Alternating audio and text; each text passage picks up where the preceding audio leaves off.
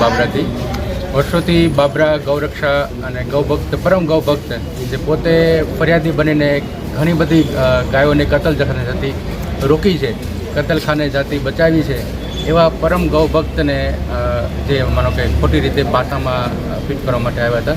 તો એની સામે બધા બાબરાના બધા વેપારી મંડળ અને બાબરાના દરેક વ્યક્તિ અત્યારે હાજર છે. મામલતદાર સાહેબને આવેદન આપેલું છે અને એમને કીધેલું છે કે માનો કે એમને બને ત્યાં સુધી માનો કે નિર્દોષ છોડે, કારણ કે ખોટી રીતે એમને ખોટા કેસમાં કદાચ સંડોવાયેલા હોઈ શકે.